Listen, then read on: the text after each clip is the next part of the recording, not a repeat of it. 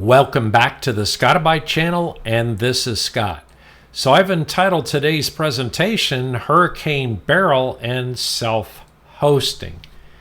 So cloud-based services become inaccessible during natural disasters, and power and internet service may be unavailable.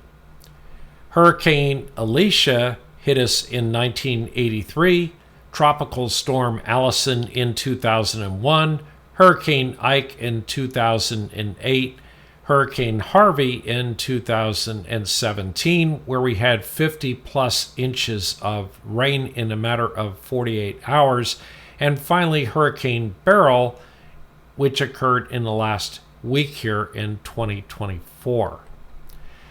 Cell phone service was restricted to 911 calls only. When you would pick up your cell phone, they had a banner in the notification area saying that calls were restricted to 911 only. We couldn't make voice calls, we couldn't do SMS texting, and there was no cellular data.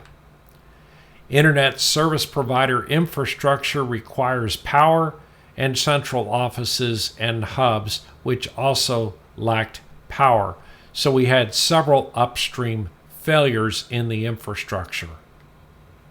And gasoline is unavailable because there was no power for pumps, and in many gas stations they had a major run on the gas station just prior to the time the storm hit, and so many stations had no gasoline available.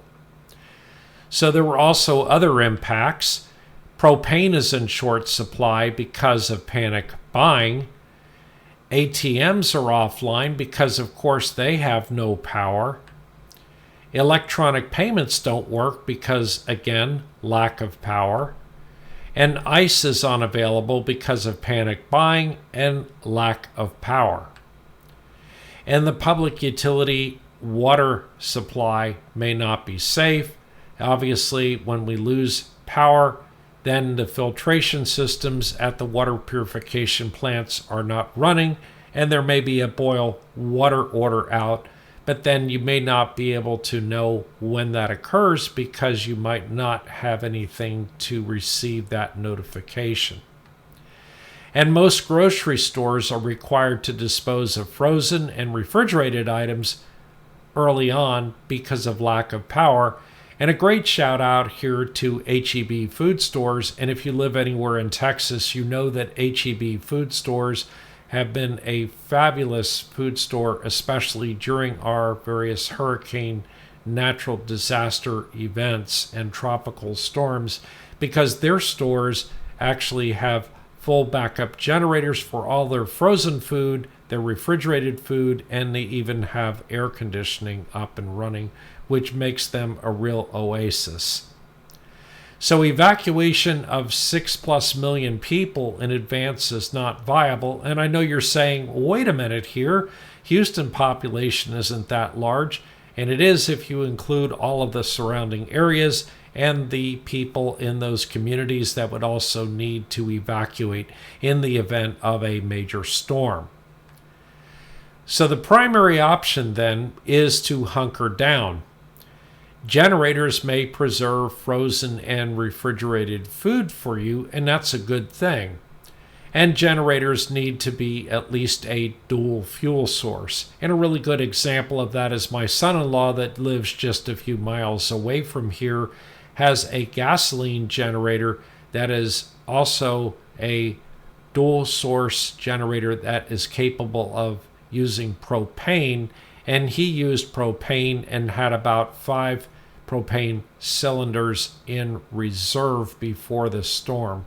And he has an automatic transfer switch where he can turn on just selected breakers in the house, and he chose to run his refrigerator, freezer, and some other critical areas in the house. But even he tried to connect to his internet service provider, and because of upstream failures in that infrastructure, despite having power to his routers and switches, he was unable to get internet service.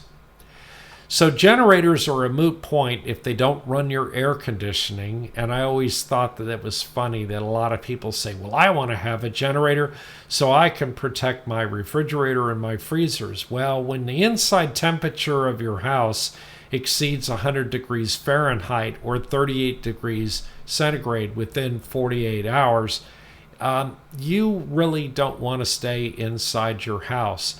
And the outside temperatures in Houston from, I would say, approximately mid to late June all the way through September normally hit a high of 100 degrees each day, except for the days when it's raining. So leaving is not generally an option. And in fact, I left in Hurricane Ike in 2008, and I spent 26 hours getting only 50 miles from the house. So the real question is, do you want to be killed at home or do you want to be killed out on the road? And so the only really viable way to evacuate is to evacuate at least 3 days in advance. But we didn't have 3 days of warning for this storm, which is very unusual. It basically made a turn the last minute. And you say, well, why is evacuation so problematic in Houston? And the simple answer to that is the fact that we may have some of the largest freeways in the U.S. We have freeways that are up to 26 lanes, meaning 13 lanes coming and 13 lanes going on I-10 just west of downtown. However, if you're up to 20 or 25 miles outside of town, those same freeways in many cases turn out to be 2 lanes coming and 2 lanes going, and it's like pouring a flood into a thimble. So most storms present the most severe threats from storm surge, and wind is a major concern if your storm is over a Cat 2, which means 96 to 110 miles per hour or 154 to 177 kilometers per hour. And so staying at home in a major population center is the main option unless the storm is Cat 3 or greater. So I said this was going to be about self-hosting, and the real question is, well, with all this, does self-hosting even really matter? And we're in the information age, and we can all agree that data matters. So UPS units provide power for 15 to 30 minutes in any particular outage, and arguably most of the time our outages here are a minute or two, several seconds, or maybe up to 10 minutes long, and then the power comes back on, and that's what UPSs are supposed to do. They're supposed to ride through those small outages. So if you can generate your own power, there are dozens of applications that you can run in your home lab. So locally resolving your subdomain names to Nginx Proxy Manager works on a network without internet service. And I guess probably about a year ago, I did a video that was entitled something like Nginx Proxy Manager and Local DNS, where I showed how to use Nginx Proxy Manager in conjunction with a Pi-hole and Pi-hole's CNAME definitions and local DNS to get all of that resolution to take place on your local network without going out to the public internet. And so access to critical information such as medical, financial, and insurance may become really important in an outage. So what exactly is it that I would want? Well, I have what I consider to be useful self-hosted tools, and locally self-hosted tools matter since any one device could be damaged. So usually right prior to any particular power outage, we normally have several small power outages where the power goes off and on, and it can be pretty violent. And at that point in time, it's really known to damage a lot of equipment. So your desktop or laptop, computer, those may be damaged, and so you may not have those available to use. So arguably, you would think that your home lab is is protected by a UPS unit. It's probably got additional surge protection. Your UPS unit might even provide sine wave power. So the likelihood that your gear that is in your home lab would survive an outage is probably much greater than any one machine on your network. So Nginx Proxy Manager with local DNS resolution of subdomains is a major issue, as I mentioned earlier here. And locally hosted password manager with critical data, for example, Bitwarden is what I use, would be a big deal. And so you're thinking right now, well, why would I need a password manager?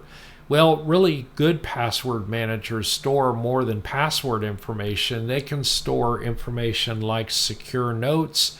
You might have information in them stashed like maybe your prescription information, maybe some local numbers that you need to contact for emergency purposes, although we're not really sure that we'll have phone service. So self-hosted note servers are a big deal. I did a video here a while back on a Joplin note server, and I use Joplin notes to store a lot of information. You might have a notebook. That's simply a notebook that covers all the critical information you might need to know about in post-recovery after a storm. And then a NAS to store files rather than cloud storage. Yeah, it's so Google Drive and OneDrive are great. I've always kind of shied away from them just from the privacy perspective. But I do understand their application, especially for replicating your local data. But if your data really is local and really is on a NAS, then you're going to be able to access it in the event of a major outage where your internet service connection is not available. So, and then perhaps a local database of critical information. There are a few applications out there on the web where you can download almost a copy of Wikipedia and take that copy of Wikipedia and self-host it so that you can gain access to a lot of common information and have a common database available. Also, there are some products that allow for locally caching web pages that you might frequently visit. One that I can think of is a product that's called ArchiveBox. And so they would make those web pages available to you when you're offline. Obviously, they're going to get stale, but better be able to access them than not at all. And a network-based digital TV tuner with an attic antenna. I use an HD home run for over-the-air broadcast, and over-the-air broadcast can be really valuable in knowing what the status is for the local area, availability of services, and emergency information. And again, the digital tuner is a really great solution because, first of all, streaming services are not going to be available because your internet connection will be out. But the other thing is that, say one particular TV in your house had been damaged due to a power surge, or one device that you normally watch TV on. If you have an HD home run device, then you can access its over-the-air broadcast on something like a laptop, a desktop, a tablet, or even a portable device like a cell phone. So, and I also use Plex and Jellyfin for music, TV, and movies, and that's just for entertainment. I mean, you're not going to want to stare at the wall the entire time. You can only read so many books, and that's something I really think is good to have. So in summary, during Hurricane Beryl, I had no power for almost 3 days, and infrastructure was basically lacking.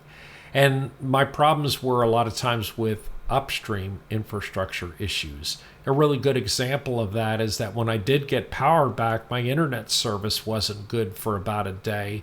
It was coming and going off and on, and obviously that was due to some upstream infrastructure problems. And so realize that if you run your Xfinity, Comcast, or your Spectrum, or your Verizon, or your AT&T, they all require upstream infrastructure in order to operate. And even though you have power, you might not be able to get to those internet devices. Something that is portable, like perhaps the Verizon home internet device, which is like a 4G, 5G type of device, you would think it would work. Unfortunately, we didn't have any access to phone services during the outage, and so I don't think that that would have worked either. So CenterPoint Energy was clearly not prepared for our 2.1 million customers of theirs to have no power. In fact, a lot of people coined the term after the outage.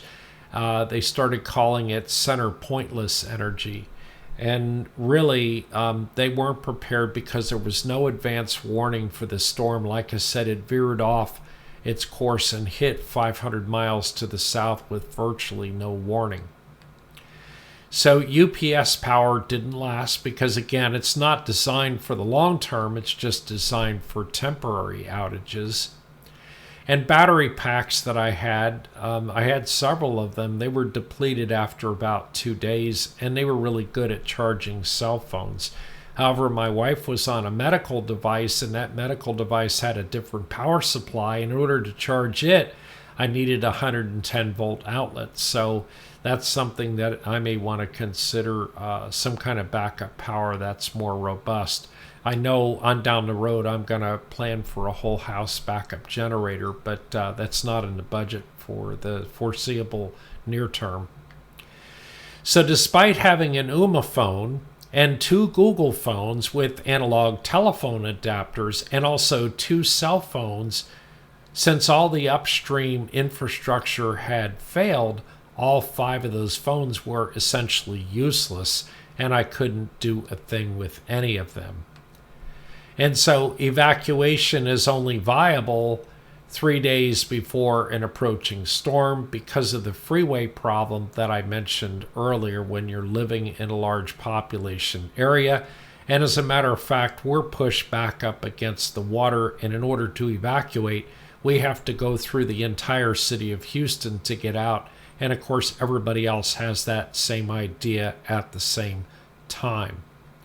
Anyway, that's it for today. Please subscribe and like to the channel, and don't forget to hit that notification bell, and we'll see you next time.